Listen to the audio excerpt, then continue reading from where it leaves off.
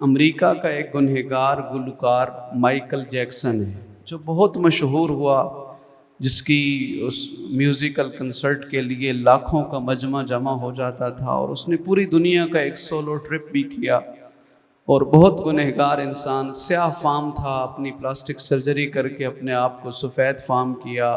اس کے ماں باپ سیاہ تھے تو ان سے قطع تعلقی اختیار کر کے دو جو ہے وہ گورے ماں باپ ہائر کیے، اور اتنی گناہوں کے اندر آگے چلا گیا کہ کہنے لگا کہ میں کم از کم 150 سال زندہ رہنا چاہتا ہوں، اور اس زندگی کے لیے کیا بندوبست کیا کہ امریکہ کے بہترین ترین ڈاکٹرز کو ہائر کیا، اور اپنے آپ کے لیے ڈونرز تلاش کیے کہ اگر میری کڈنی کو کچھ ہو جائے گا تو مجھے فلاں شخص جو ہے وہ اپنا گردہ عطیہ کرے گا، اگر میرے جگر کو کچھ ہو جائے گا تو فلاں شخص مجھے جگر دے گا، اور ان افراد سے اس نے معاہدہ کیا تھا کہ جب تک مجھے تمہارے اعضاء کی ضرورت نہیں پیش آتی تمہیں ماہانہ تنخواہ بھی دوں گا، اور تمہاری بہترین زندگی کے سارے خرچے بھی میں برداشت کروں گا۔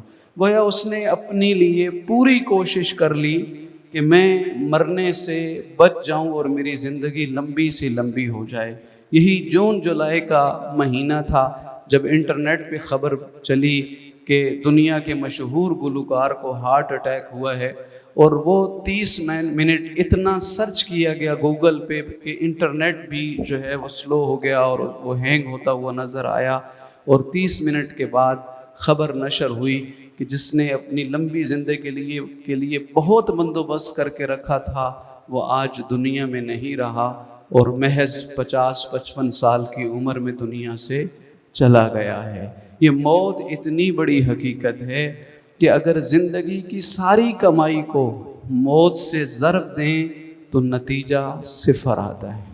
یہ مجلس عزا ہے جو تمہارا اثر نو مجھے اور آپ کو اپنی زندگی کی تعمیر نو کی طرف بلاتی ہے کہ اللہ کے بندو، دنیا کی در بدر کی ٹھوکروں میں کہاں گم گئے ہو، آؤ واپس آؤ، حسین ابن علی کے دسترخوان پر بیٹھ کے اپنی زندگی کو دوبارہ مرتب کرو، اور دیکھو کہ جس مقصد کے لیے تمہیں دنیا میں بھیجا گیا ہے کیا اس پر عمل کر رہے ہو، یا خدا نخواستہ اس پر عمل نہیں ہو رہا۔ میرے محترم سامعین، آج میں یہ چٹ لے کے آپ سے فاتحہ کی درخواست کرتا ہوں، اور آپ کو ہمیشہ یاد دلاتا ہوں کہ اپنے مرحومین کے لیے، اپنے والدین کے لیے سورہ فاتحہ پڑھیں۔ نہیں معلوم 24 گھنٹے بھی نہ گزریں اور اس چٹ پہ ہم میں سے کسی کا نام لکھا ہوا ہو، اور ہم کہہ رہے ہوں کل تو یہاں بیٹھے تھے، کل تو یہاں تقریر کر رہے تھے، اور آج ہمیشہ کے لیے دنیا سے چلے گئے ہیں۔ تو ہم جو اس وقت کر سکتے ہیں اپنے مرحومین کے لیے، اپنے شہداء کے لیے، اپنی نسل نو کی تربیت کے لیے، کہ اپنے مرحومین کو زیادہ سے زیادہ یاد کریں، اپنے والدین کو زیادہ سے زیادہ یاد کریں۔ میں آپ سے درخواست گزار ہوں، عادت رسم رواج سمجھ کے نہیں، پورے توجہ کے ساتھ، پورے احساس کے ساتھ اپنے تمام مرحومین کے لیے، شہدائے ملت جعفریہ کے لیے، اور التماس کے لیے کہا گیا ہے سید اسلم حسین شاہ مرحوم، سیدہ کنیز زہرا مرحومہ، راجہ ملازم حسین مرحوم، اور اس مسجد کی بنیاد گزاروں میں جن شخصیات، حاجی مظفر خان مرحوم آج ہمارے درمیان موجود نہیں ہیں، ان کی بلندی درجات کے لیے سید واصف حسین شاہ مرحوم، اور آپ حاضرین میں سے جن کے جو بھی مرحومین دنیا سے رخصت ہو گئے ہیں، ان سب کے لیے رحم اللہ من قرأ الفاتحہ۔ بسم اللہ الرحمن الرحیم، الحمد للہ رب العالمین، الرحمن الرحیم، مالک یوم الدین، ایاک نعبد و ایاک نستعین، اہدنا الصراط المستقیم، صراط الذین انعمت علیہم غیر المغضوب علیہم ولا الضالین۔ بسم اللہ الرحمن الرحیم، قل هو اللہ احد اللہ الصمد لم یلد ولم یولد ولم یکن له کفوا احد۔ بسم اللہ الرحمن الرحیم، قل هو اللہ احد اللہ الصمد لم یلد ولم یولد ولم یکن له کفوا احد۔ بسم اللہ الرحمن الرحیم، قل هو اللہ احد اللہ الصمد لم یلد ولم یولد ولم یکن له کفوا احد۔ اللہم اغفر للمؤمنین والمؤمنات والمسلمین والمسلمات الاحیاء منہم والاموات، اللہم بیننا وبینہم بالخیرات، إنك مجيب الدعوات إنك على كل شيء قدير. صلوات بر محمد و آل محمد. ما شاء الله لا حول ولا قوة إلا بالله العلي العظيم. أعوذ بالله من الشيطان الرجيم. بسم الله الرحمن الرحيم. الحمد لله الذي جعلنا من الباكين على الحسين وعلى أولاد الحسين وعلى أنصار الحسين. ثم الصلاة والسلام على رسوله الكريم حبيب إله العالمين أنيس الغريبين أبي القاسم محمد.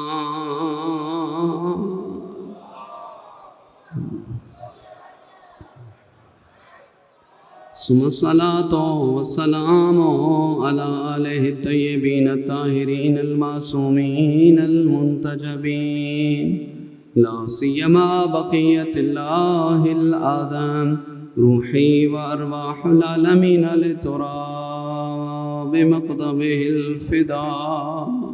ولعنة الله على أعدائهم أجمعين ملعونين من يوم عداوتهم إلى أبد العابدين. أما بعد فقد قال الله تبارك وتعالى بسم الله الرحمن الرحيم يا أيها الذين آمنوا اتقوا الله وكونوا مع الصادقين. صلوات.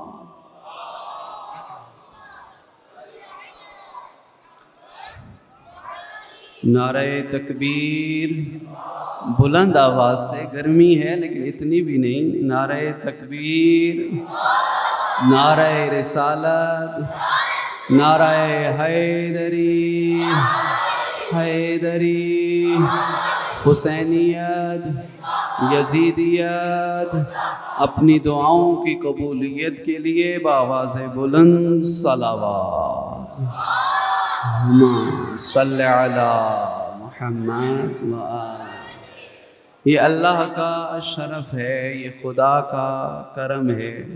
جب میں اور آپ مجلس عزا کا آغاز کرتے ہیں تو ہم ایک خطبہ پڑھتے ہیں اور آپ ایک خطبہ سنتے ہیں. یہ پوری مجلس کا خلاصہ ہوتا ہے اور زمانے والوں کو سمجھا رہے ہوتے ہیں اے اللہ تیرا کتنا شکر ہے تو نے ہمیں آقا حسین پر گریہ کرنے والوں میں شمار فرمایا ہے. ہمارا رشتہ کربلا والوں کے ساتھ جوڑا ہے. رحمت دو عالم کی بارگاہ میں سلام عقیدت بھیجتے ہیں. اے رحمت دو عالم کے آپ شفیع المذنبین بھی ہیں، آپ رحمت للعالمین بھی ہیں، آپ غریبوں کے مونس گر بھی ہیں.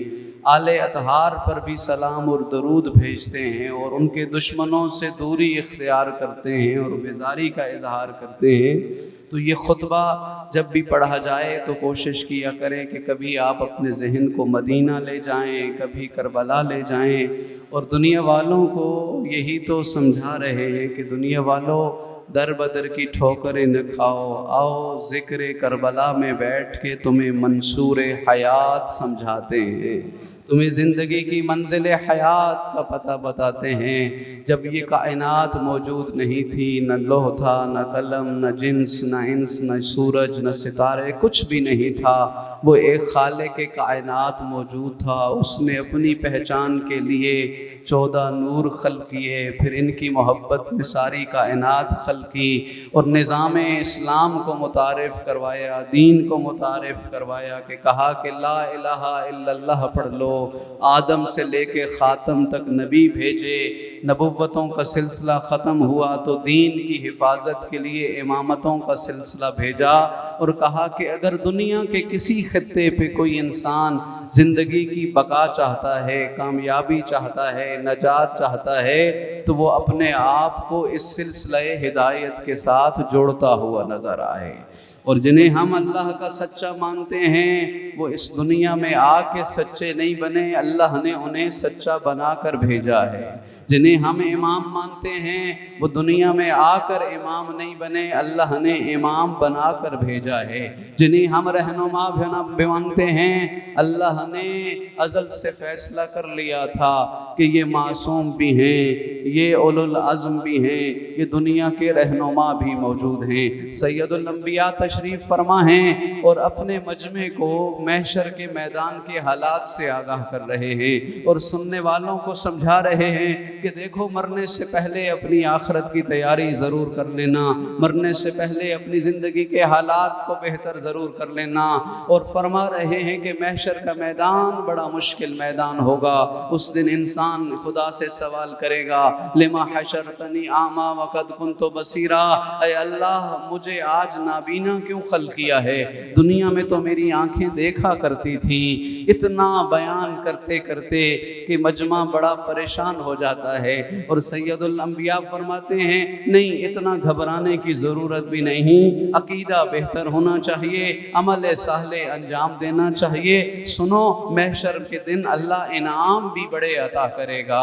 اور رحمت دو عالم فرما رہے تھے کہ اللہ محشر کے دن ایک گروہ کو اکٹھا کرے گا، اور وہ گروہ کھڑا ہوگا جسے اللہ نور والی آنکھیں عطا کرے گا، نور والا لباس عطا کرے گا، نور والی کرسی عطا کرے گا۔ لہم لیسوا من الانبیاء وہم بمنزلۃ الانبیاء، دنیا میں وہ نبی بن کے تو نہیں آئے ہوں گے، لیکن اللہ محشر کے دن ان کو نبیوں کی قطار میں سے جگہ عطا کرے گا۔ پھر فرمایا لیسوا من الشہداء وہم بمنزلۃ الشہداء، دنیا میں وہ شہید بن کے تو نہیں اٹھے ہوں گے، لیکن اللہ محشر کے دن شہیدوں والا مقام عطا کرے گا۔ اب ایک ایک کر کے مجمع سے افراد کھڑے ہونا شروع ہوئے، کہنے لگے میرا نام ہے، میرا نام ہے، میرا نام ہے۔ رحمت دو عالم نے فرمایا سب بیٹھ جاؤ، میں محمد مصطفیٰ قانون دے کے جا رہا ہوں۔ اتنی عظمتوں والے جو نور کی کرسی پر بیٹھے، نور کی نگاہ سے دیکھیں، اللہ ان کو نبیوں کی قطار میں کھڑا کرے، اللہ شہیدوں والا مقام عطا کرے۔ یوں روایت کے جملے ہیں، رفع یدہ ووضع علی راس علی ابن ابی طالب، محمد مصطفیٰ نے اپنا ہاتھ اٹھایا اور ساتھ علی حیدر کرار بیٹھے تھے، کہا اتنی عظمتوں والے علی اور علی کے چاہنے والے۔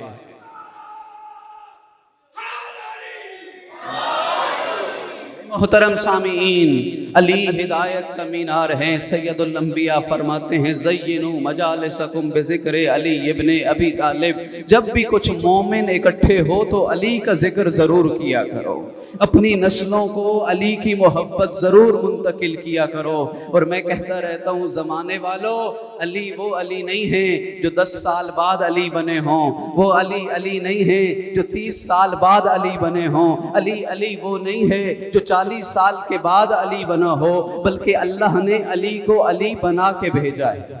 کتاب کا نام الصحیح من سیرت علی ابن ابی طالب، 10 جلدوں کی کتاب ہے، صفحہ نمبر 143 پہلی جلد پہ یہ خوبصورت قصیدہ لکھا ہوا ہے۔ آپ قصیدے تو اپنی زبانوں میں سنتے ہیں، آج قصیدہ وہ سناتا ہوں جو پڑھنے والا خود خدا ہے، جس کی شان میں پڑھا جا رہا ہے وہ علی حیدر کرار ہے، اور کعبہ کا میدان ہے۔ جب 3 دن کے علی حیدر کرار کو فاطمہ بنت اسد مولا علی کی ماں اپنی آغوش میں بٹھا کے کعبہ سے باہر لے کے جا رہی ہے، بی بی فرماتی ہیں لما اردت ان اخرجا، جب میں فاطمہ بنت اسد نے ارادہ کیا کہ میں کعبہ سے باہر چلوں، حاتف بی حاتف، ایک غیبی صدا نے آواز دی، سمیہ علی هو العلی الاعلی یقول انی شققت اسمہ من اسمی وادبتہ بادبی ووافقتہ علی غامز علمی، هو الذی یکسر الاسنام فی بیتی، هو الذی یؤذن فوق ظہر بیتی۔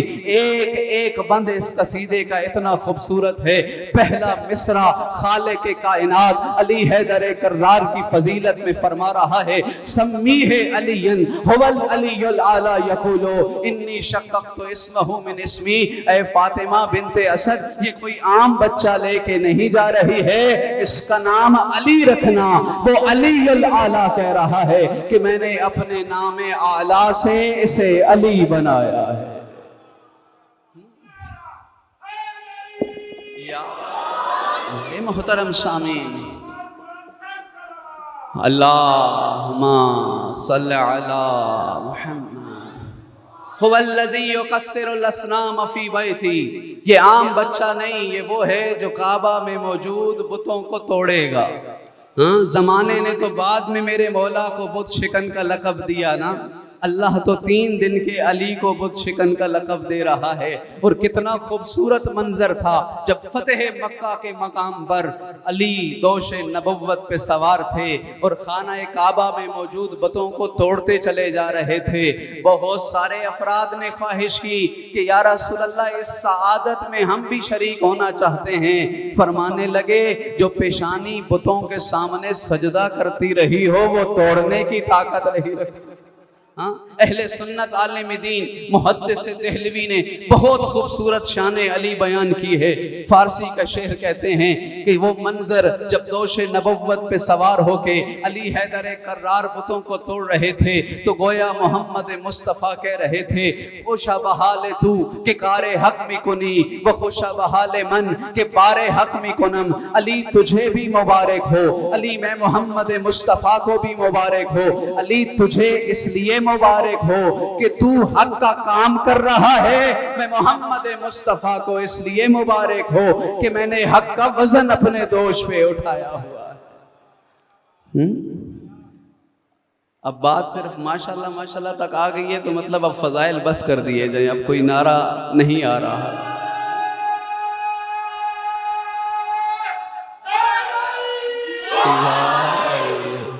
مولا علی کے فضائل میں یہ نعرے ہماری پہچان ہے، یہ نعرے ہونے چاہیے. ہاں، اور اسی مقام پہ مجھے ایک خوبصورت نظم یاد آ رہی ہے ایک شاعر کی کہ جب 3 دن کے علی کو فاطمہ بنت اسد لے کے جا رہی ہیں، مولا کا ایک بلند آواز سے نعرہ سنائیں تو میں آپ کو وہ نظم سناتا ہوں.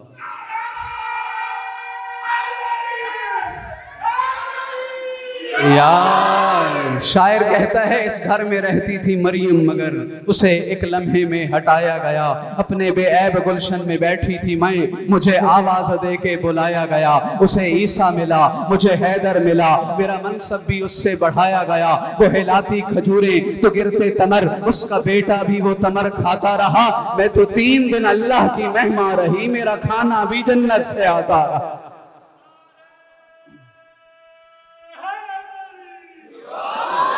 یا علی یا علی. آج ڈی ایس پی صاحب نے نعرہ لگایا ہے، یہ بڑی محنتوں کے بعد ادھر سے ادھر چل کے آئے ہیں. ان کی نعروں کی قیمت سب سے زیادہ ہے. صلوات پڑھیے ان کی صحت و سلامتی کے لیے.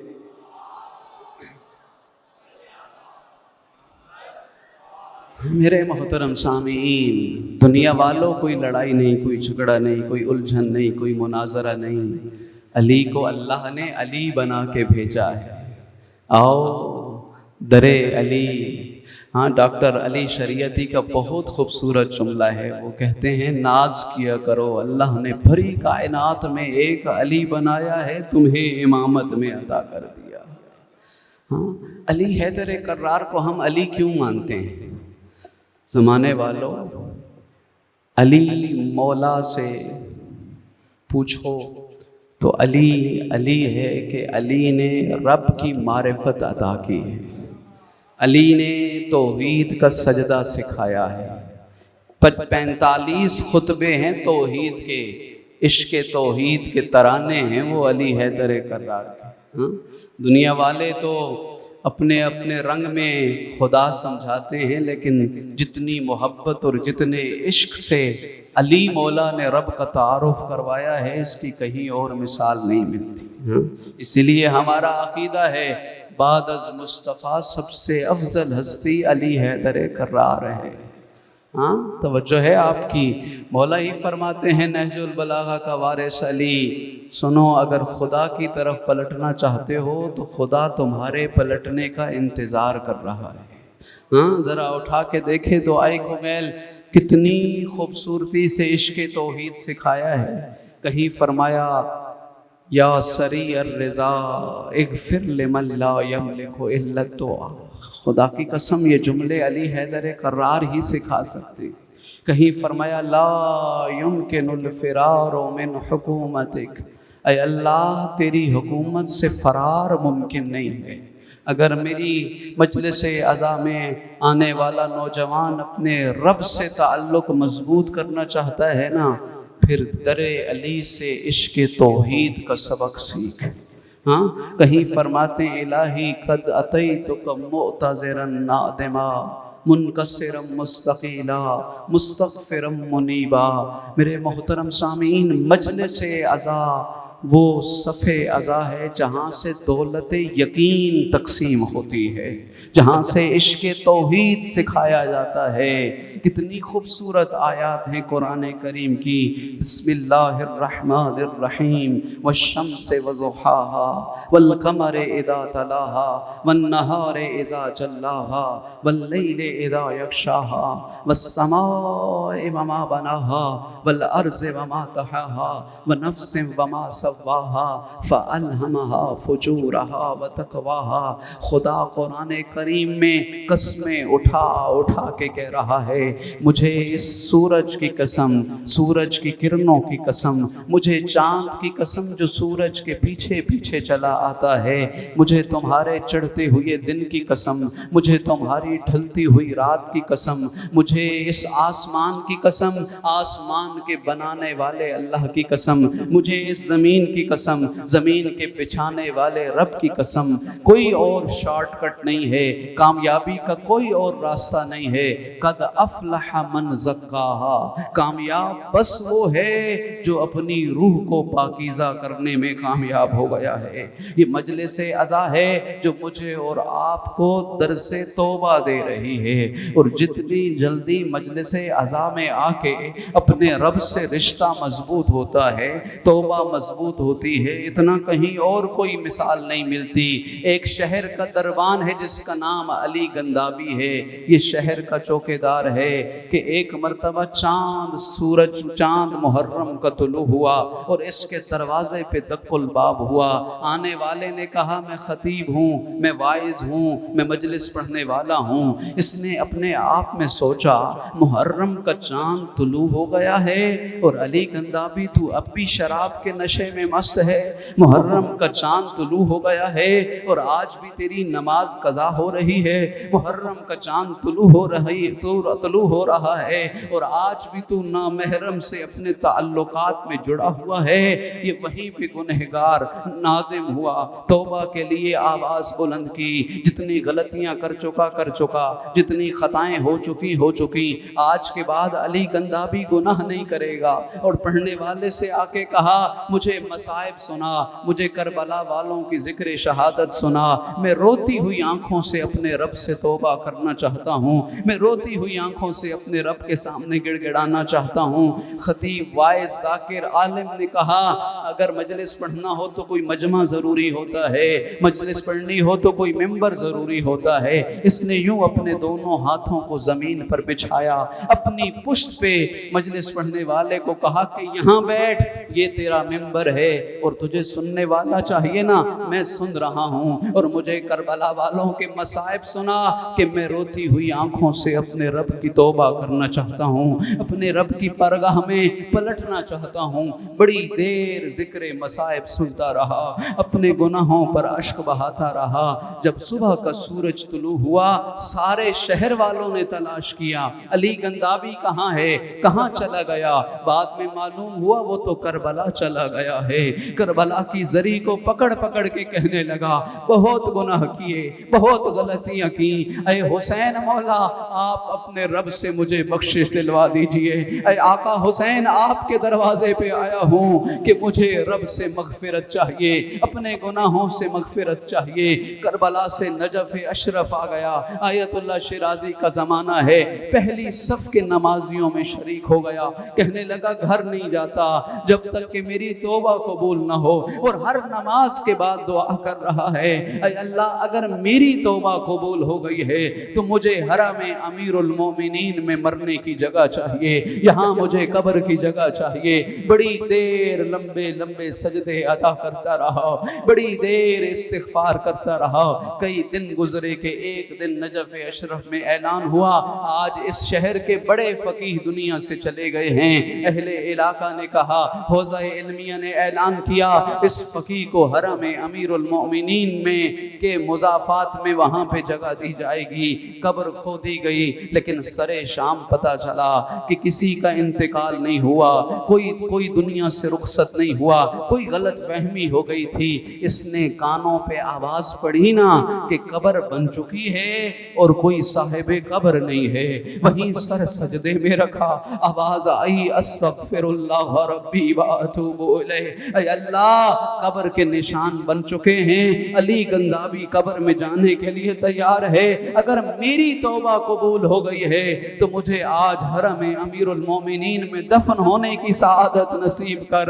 عزادارو سر سجدے میں تھا، آواز آئی انا للہ و انا الیہ راجعون۔ علی گندابی اتنی سچی توبہ کی، آج بھی حرم میں جاؤ تو اس کی قبر حرم کے مضافات میں بنی ہوئی ہے۔ علی گندابی امیر المومنین کے پاس سو رہا ہے۔ میرے محترم جوانوں، زندگی تیزی کے ساتھ گزرتی چلی جا رہی ہے، زندگی نہیں معلوم کس موڑ پر زندگی کی شام ہو جائے، کہاں زندگی اپنے اختتام تک پہنچے، بس سانس یہی ہے جو آ رہا ہے، گفتگو یہی ہے جو کانوں کے ساتھ جڑ رہی ہے۔ اگر آج کی مجلس میں یہاں بیٹھے بیٹھے میں رب کی سچی توبہ کروں تو منزل اوج کمال عطا ہو جائے گی، حیات ابدی کمال عطا ہو جائے گی۔ علی حیدر کرار فرماتے ہیں اگر سچی توبہ کرنا چاہتا ہے تو التوبۃ اربع دعائم، اس توبہ کے 4 رکن ہوا کرتے ہیں۔ پہلا رکن یہ ہے ندم بالقلب، اپنے دل میں پشیمان ہو جا کہ جو گناہ کیے ہیں غلط کیے ہیں، جو خطائیں کیے ہیں غلط کیے ہیں۔ دوسرا ہے استغفار باللسان، ایک ایک گناہ کو اپنے ذہن میں رکھ کے اے اللہ فلاں بھی زیادتی کی تھی، فلاں بھی ظلم کیا تھا، فلاں بھی کسی کا حق کھایا تھا، اپنی زبان سے استغفار کرو ایک ایک گناہ کو یاد کرتے ہوئے۔ مولا فرماتے ہیں توبہ کا تیسرا رکن یہ ہے کہ عمل بالجوارح، پھر تیرے وہ قدم جو گناہ کے لیے جاتے تھے، وہ جو ہاتھ تیرے گناہ کے لیے بڑھتے تھے، یہ جو تیری زبان کسی مومن کی توہین میں حرکت میں آتی تھی، پھر تیرے اعمال بتائیں، تیرا کردار بتائیں کہ اس نے گناہ چھوڑ دیے ہیں، غلطیاں چھوڑ دی ہیں۔ اور چوتھا رکن مولا فرماتے ہیں عزم ان لا یعود، پکا اور پختہ ارادہ کر کہ آج کے بعد گناہ نہیں کروں گا۔ علی زین العابدین کتنا خوبصورت فرماتے ہیں سجدۃ طویلۃ مع دمعۃ، ایک لمبا سجدہ جس میں انسان کی آنکھوں سے اشک بہ جائیں، احب الی اللہ من حسنات الثقلین، ایک پلڑے میں جن و انس کی نیکیاں رکھو، ایک پلڑے میں اس ایک گنہگار مومن کا ایک سجدہ رکھو، یہ پلڑا جھکتا ہوا نظر آئے گا، اس لیے کہ اللہ کو بڑا پسند ہے۔ میں آج ہی روایت دیکھ رہا تھا ان اللہ افرح، اللہ بہت خوش ہوتا ہے کہ جب کوئی بندہ اس کی بارگاہ میں توبہ کرتا ہے۔ اور روایت کے جملے تو یہ تھے من وجد ضالتہ فی فلاطن، کہ ایک انسان ہے سنسان صحرا ہے، دور دور تک آبادی کا نام و نشان نہیں ہے، اس کی سواری گم جاتی ہے اور یہ انسان اپنی سواری کو تلاش کرنے کے لیے تگ و دو کرتا ہے اور پھر اسے سواری مل جاتی ہے۔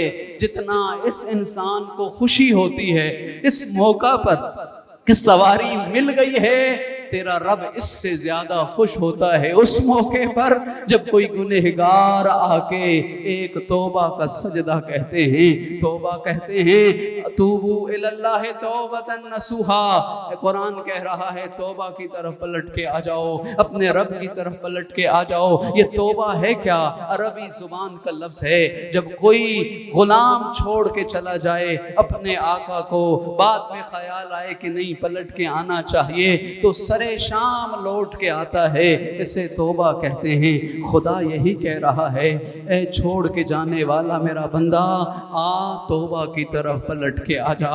اور یہ مجلس عزا میں ذکر توبہ اس لیے بھی ضروری ہے، یہ آل محمد کا در ہے جو روٹھے ہوئیوں کو خدا سے ملا دیں گے، جو خالق اور مخلوق کا رشتہ مضبوط کر دیں گے۔ اے نوجوان، تیرے اور میرے زمانے کے ساتویں تاجدار ولایت امام موسیٰ کاظم ایک مرتبہ گلی سے گزر کے جا رہے ہیں کہ اچانک اپنے کانوں سے سنا کہ کوئی موسیقی کی صدا آ رہی ہے، کوئی لہو و لعب کی آواز آ رہی ہے۔ امام موسیٰ کاظم نے اس گھر سے نکلتی ہوئی کنیز سے پوچھا یہ کسی آزاد کا گھر ہے یا کسی غلام کا گھر ہے؟ بتانے والی نے کہا یہ آزاد کا گھر ہے۔ امام نے فرمایا ہاں ٹھیک کہتی ہے، یہ آزاد کا گھر ہے، اگر غلام کا گھر ہوتا تو یہ آوازیں نہ آتی۔ اس مالک نے پوچھا، بشر نے پوچھا کس سے بات کر رہی تھی، کس سے تیری گفتگو چل رہی تھی؟ کہنے لگی تیرے زمانہ کا امام گزر رہے تھے اور مجھ سے سوال کر رہے تھے یہ جو گھر ہے یہ کس کا گھر ہے؟ کہا تو نے کیا کہا؟ کہا میں نے کہا یہ آزاد کا گھر ہے۔ کہا میرے امام نے کیا کہا؟ کہا امام نے کہا کہ اگر غلام کا ہوتا تو پھر یہ گانے بجانے کی آواز نہ آتی، یہ خدا کی نافرمانی کی صدا نہ آتی۔ عزادارو یہ جملے سننے تھے، تاریخ کہتی ہے بشر نے قدموں میں جوتے نہیں پہنے ہوئے تھے، ننگے قدم چل کے گیا ہے، دوڑ کے بھاگ کے گیا ہے، امام کی بارگاہ میں جھکا ہے، مولا آج معاف کر دیجئے، آج رب سے توبہ دلوا دیجئے۔ بشر کا وعدہ ہو گیا آپ سے، آج کے بعد بشر گناہ نہیں کرے گا، آج کے بعد بشر غلطی نہیں کرے گا۔ تاریخ کہتی ہے اتنی سچی توبہ کی اس نے ساتویں امام کی بارگاہ میں کہ پھر یہ ننگے قدموں چلتا تھا توبہ کی یادآوری کے لیے۔ جس شہر میں بشر رہتا تھا اس شہر کے مویشی بھی ان گلیوں کو آلودہ نہیں کرتے تھے کہ یہاں سے علی کا شیعہ ننگے پاؤں چل کے جائے گا۔ ہم اس کے قدموں کا احترام کریں۔ آ میرے زمانے کا نوجوان، اپنے زمانے کے مہدی دوراں کی بارگاہ میں سر جھکا جھکا کے جا، اے مولا، اے آقا، میں آپ کے جد کی مجلس عزا میں آ گیا ہوں، میں سفیر حسین ابن علی بننا چاہتا ہوں، میں زمانے میں کربلا نشر کرنا چاہتا ہوں، میں زمانے والوں کو کربلا کے خیمے میں بلانا چاہتا ہوں، میں زمانے والوں کو رب کے سجدے کی طرح بلانا چاہتا ہوں۔ اے کریم پروردگار، مجھے توبہ چاہیے، مجھے بخشش چاہیے۔ تو یہ لجپال گھر آنا ہے، یہ وہ گھر ہے جو خالی ہاتھ نہیں پلٹاتا ہے۔ عزادارو آج ایک تذکرہ کرنا چاہتا ہوں سفیر حسین ابن علی کا۔ وہ سفیر کوفہ میں سفیر بن کے گئے ہیں نا، اپنا رشتہ اس سفیر حسین سے جوڑ لو۔ سفیر حسین پیر کارواں ہے اور مجھے حضرت مسلم ابن عقیل سے کچھ سیکھ کے مجھے اور آپ کو سفیر حسین بننا ہے۔ مجھے اپنے اپنے شہر میں کربلا پہنچانی ہے، مجھے اس زمانے میں کربلا کا پیغام پہنچانا ہے۔ کتنی عظمتوں کا مالک ہے سفیر حسین، 28 سال سن ہے نا مسلم بن عقیل کا، کوئی بزرگ شخصیت تو نہیں لیکن اتنے پاکیزہ ہیں، اتنے متقی ہیں، اتنے جلیل القدر ہیں، اتنی عظمتوں والے ہیں کہ امام فرماتے ہیں انی باعث الیکم، میں جسے بھیج رہا ہوں ہوا ثقتی، یہ میرا معتمد ہے، وہ اخی، یہ میرا بھائی ہے۔ اور فرمایا یہ میری آنکھ ہے کوفہ میں۔ عزادارو مسلم ابن عقیل کوفہ آ گئے، امام کی بیعت اپنے دست مبارک پہ لے رہے ہیں۔ 18,000 نمازیوں نے نماز ادا کی۔ ہاں ابن نعمان موجود ہے وہاں، کوفہ کا گورنر، اموی جاسوسوں نے خط لکھا کہ مسلم ابن عقیل کوفہ میں موجود ہے، اگر شہر چاہتا ہے کہ کوفہ تیری حکومت برقرار رہے تو کسی سخت گورنر کو بھیج۔ یزید لعین نے ابن زیاد کو گورنر مقرر کیا۔ یہ راتوں کا سفر کرتے ہوئے بڑی جلدی کوفہ پہنچا، اور جب یہ کوفہ آیا اس نے سخت تقریر کی، آج کے بعد جس نے حسین ابن علی کے سفیر کی حمایت کی، نہ اس کی جان محفوظ ہے، نہ اس کا مال محفوظ ہے، نہ اس کی زندگی محفوظ ہے۔ عزادارو حالات بدلے، بس مختصر کر کے تاریخ کو اتنا کہوں نا کہ جب زمانے میں مشکلیں آتی ہیں تو جن کی پاکیزگی نہیں ہوتی، جو اپنے آپ کو مشکل امتحان کے لیے تیار نہیں رکھتے، وہ در بدر ہو جاتے ہیں اور امتحان کے وقت تھوڑے رہ جاتے ہیں۔ مسلم ابن عقیل نے عصر کی نماز ادا کی، 18,000 افراد تھے۔ عزادارو جب عشاء کی نماز ادا کی، باب کندہ تک تشریف لائے ہیں، نظر یمیناً و نظر شمالا، ایک مرتبہ دائیں بائیں دیکھا، کوئی نہیں ہے جو مسلم ابن عقیل کو اپنے گھر تک بھی لے جائے۔ تنہا رہ گئے ہیں مسلم ابن عقیل۔ جو نوجوان تشریف فرما ہو، مختار نامہ بڑی محنت کی ہے ایرانی چینلز نے اس منظر کو کیپچر کرنے کے لیے۔ یہ قسطیں ضرور دیکھیے گا، کتنے حقائق کا بیان ہے اس سیریل کے اندر، کتنی مشکل میں وہ جو منظر آج بھی انسان دیکھے تو دکھ رلاتا ہے کہ مسلم ایک مرتبہ یوں دیکھتے ہیں، ایک مرتبہ اس طرف دیکھتے ہیں، کوئی ایک بھی نہیں بچتا جو ان کو گھر لے جائے۔ کبھی اس گلی چلتے ہیں، کبھی دوسری گلی چلتے ہیں، کبھی تیسری گلی چلتے ہیں۔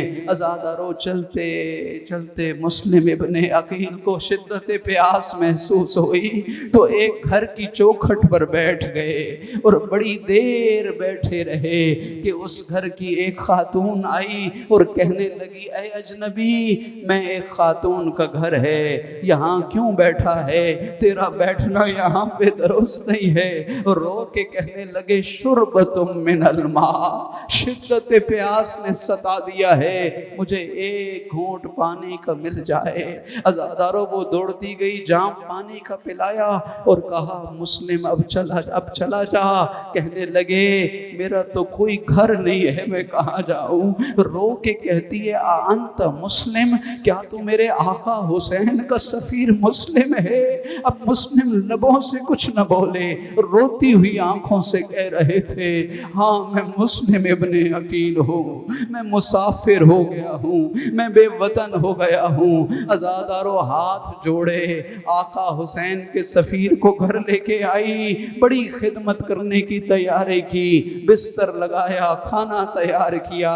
حضرت مسلم کہنے لگے، حسینیوں کی آخری رات تو سجدے میں گزرتی ہے، حسینیوں کی آخری رات تو رکوع اور قیام میں گزرتی ہے، ساری رات عبادت کی ہے سفیر حسین ابن علی نے، سجدوں پہ سجدے ہیں، رکوع پہ رکوع ہیں۔ عزادارو نماز فجر سے فرصت ہوئی، ابھی تعقیبات میں مصروف ہیں کہ گھوڑوں کی ٹاپوں کی آواز آنے لگی۔ مسلم نے تلوار اٹھائی، نیزہ اٹھایا، زرہ اٹھائی اور گھر سے باہر نکلنے لگے تو یہ توا مومنہ کہتی ہے، آپ گھر کے اندر رہیں، یہ مسلمان عورت کی چار دیواری ہے، آنے والے مسلمان ہیں، یہ میری چار دیواری کا حیا کریں گے۔ مسلم رو کے کہتے، تو نہیں جانتی، جب یہ دھمکی دیتے ہیں تو دروازے کو چلا دیتے ہیں، جب یہ دھمکی دیتے ہیں تو گھر کے اندر آ جاتے ہیں۔ میں کہوں گا، اے مسلم، آج تو اس مومنہ کا آپ کے اس کے گھر آنا، فوجیوں کا آنا پسند نہیں ہے۔ مولا، کل 10 محرم شام غریبہ دیکھو، آپ کی زینب عالیہ کا خیمہ ہے، لعین آگ لے کے پہنچ گئے ہیں۔ اجرکم من اللہ جعلکم من الباکین۔ عزادارو بڑی جنگ کی ہے مسلم ابن عقیل نے۔ عزادارو 400 کا لشکر تھا، ایک ایک کر کے سب کو فنار کر رہے ہیں۔ اس لشکر کے سپہ سالار نے خط لکھا، جلدی دوبارہ کمک بھیجو۔ اس نے کہا، ایک کو گرفتار کرنے کے لیے گئے ہو، کل عباس کا مقابلہ کیسے کرو گے؟ کب علی اکبر کا مقابلہ کیسے کرو گے؟ کہنے لگا ہم کسی بقال سے تو نہیں لڑ رہے، ہم تو علی کے شیر سے لڑ رہے ہیں۔ آؤ دیکھو ایسے لگتا ہے کہ صفین میں علی جنگ کر رہے ہیں۔ عزادارو کیا منظر ہے، کبھی کبھی جنگ کرتے مدینہ کی طرف جو رخ کرتے تو کہتے عباس آج تو میرے ساتھ ہوتا، آج مل کے جنگ کرتے، علی اکبر کاش آج میرے ساتھ ہوتا تو زمانہ ہماری جنگ دیکھتا۔ عزادارو جب گرفتار نہ کر سکے نا تو دھوکہ دینے کا بندوبست کیا، ایک گڑھا کھودا، اس گڑھے کو بعض میں خس و خاشاک سے پر کیا اور جنگ کرتے کرتے مسلم کو اس گڑھے کی طرف دھکیلا۔ کوفہ کی بد کردار عورتیں کوفہ کے چھتوں پہ چڑھ گئیں اور کیا عالم ہے، کچھ چھوٹے چھوٹے کپڑوں کے ٹکڑے بنائے ہیں، ان پر زیتون کا تیل ڈالا ہے، انہیں آگ لگا کے مسلم کے زخموں کی طرف پھینک رہی ہیں۔ عزادارو ذرا تصور تو کرو، کوئی چھپ کے نیزہ مارتا ہے، کوئی تلوار مارتا ہے، کوئی چھت سے آگ پھینک رہا ہے، کیا منظر ہے۔ مسلم کے نیچے والے لب کٹ گئے ہیں، عزادارو دھوکے سے گرفتار کیا، رسیوں سے جکڑا، کھچر پہ بٹھا کے دارالامارہ لے کے آ گئے۔ ہاشمی جوان ہے، سر اٹھا ہوا ہے، یہی وجہ ہے سید سجاد سے کسی نے کوفہ کے دربار میں کہا تھا اے سید سجاد آپ بھی ہاشمی جوان ہیں۔ کچھ دن پہلے بھی ایک ہاشمی جوان آیا تھا، اس کا سر اٹھا ہوا تھا، اس کی پیشانی اٹھی ہوئی تھی، آپ کا سر جھکا ہوا کیوں ہے؟ سید سجاد نے فرمایا تھا اے سوال کرنے والے تو نے انصاف نہیں کیا، آج جب میں آیا ہوں تو میری پھوپھیاں میرے ہمراہ ہیں، میری بہنیں میرے ساتھ ہیں، جب مسلم آیا تھا تو تنہا آیا تھا۔ عزادارو ایک لعین نے کہا ہمارے امیر کو سلام کر، مسلم بن عقیل کہنے لگے مولی امیر سوى الحسین، میرا حسین کے سوا کوئی امیر نہیں ہے۔ عزادارو دارالامارہ پہ لے جانے کا حکم ہوا، بس مختصر کروں، ابن حریث نے پس گردن خنجروں کی ضرب لگانا شروع کی، سفیر حسین ابن علی کا لاشا دارالامارہ کی چھت سے کوفہ کی زمین پہ آیا۔ مجھے انصاف سے بتاؤ، جب کوئی بے وطن مارا جائے، جب کوئی مسافر مارا جائے، جب کوئی غریب مارا جائے، کیا کہتے ہو؟ چارپائی لے آؤ، کفن لے آؤ، غسل کا اہتمام کرو۔ مسافر مارا گیا ہے، خدا کی قسم کوئی آواز نہیں آئی، چارپائی لے آؤ، کفن کا اہتمام کرو۔ آواز آئی رسیاں لے آؤ، کوفہ کے بدماش جوانوں کو بلاؤ، کبھی مسلم کا لاشا اس گلی، کبھی مسلم کا لاشا اس گلی۔ اجرکم من اللہ جعلکم من الباکین، خدا آپ کا شمار رونے والوں میں فرمائے۔ عزادارو بنی اسد کے دو افراد کوفہ سے چلے، مکہ کی جانب جا رہے ہیں کہ راستے میں آقا حسین کے قافلے کے ساتھ ملاقات ہوئی ہے۔ آقا حسین نے پوچھا بتاؤ تم نے کوفہ کو کس عالم میں چھوڑا ہے؟ ان کے چہرے پریشان ہیں، دل اداس ہیں۔ کہنے لگے آقا حسین آپ کو تنہائی میں ایک خبر دینا چاہتے ہیں۔ امام حسین نے اپنے اصحاب کے چہروں کی طرف دیکھا اور کہا جو بتانا ہے یہیں بتاؤ، میں نے اپنے کسی رفیق کے سفر سے کچھ چھپانا نہیں ہے۔ عزادارو کہنے لگے جب ہم نے مسلم کو، جب ہم نے کوفہ کو چھوڑا کیا عالم ہے؟ عروہ کی، عروہ بن ہانی بن عروہ کی لاشیں بھی، مسلم ابن عقیل کا لاشا بھی کوفہ کی گلیوں میں پھرایا جا رہا تھا۔ حسین تیرے حالت بدل چکی ہے، کوفہ اب تبدیل ہو چکا ہے۔ عزادارو آقا حسین نے یہ سننا تھا، آواز آئی اے زینب عالیہ ذرا عاتقہ کو بلاؤ۔ امام خیمے میں تشریف لائے، مسلم کی 7 سالہ یتیمی کو بلایا گیا۔ عزادارو آقا حسین نے اپنی بھانجی کو اپنی آغوش پر بٹھایا، دست شفقت رکھا، بڑی محبت کی، کانوں پہ گوشوارے پہنائے. بچی بنو ہاشم کے خاندان سے تھی, سمجھ گئی, کہنے لگی ماموں آج محسوس ہوتا ہے میں یتیم ہو گئی ہوں, آج آپ کی محبت کا انداز بتا رہا ہے. میرے بابا دنیا میں نہیں رہے. کہا ہاں بیٹا تیرے بابا اب دنیا میں نہیں رہے. عزادارو یہ منظر 4 سال کی کوئی بچی دیکھ رہی تھی کہ جب کسی کا بابا مارا جائے اس سے محبت کی جاتی ہے, اس سے شفقت کی جاتی ہے, اس کے سر پہ دست شفقت رکھا جاتا ہے. بچی نے اپنے ذہن میں بٹھا لیا. عزادارو دن گزرتے گئے, 10 محرم کا دن طلوع ہوا, عصر عاشور کا وقت آیا. آقا حسین نے ذوالجناح کو چھوڑا. 4 سال کی سکینہ یہی سوچ رہی ہے کوئی بالوں میں ایک آنی گولیاں پھیلائے گا, کوئی آئے گا دست شفقت رکھے گا. عزادارو کوئی نہیں آگے بڑھا. شمرلعین آگے آیا, تماچے بھی مارتا تھا, رو کے کہتی تھی بابا بھی میرا مارا گیا, تماچے بھی. وَسَيَعْلَمُ الَّذِينَ ظَلَمُوا أَيَّ مُنْقَلَبٍ يَنْقَلِبُونَ.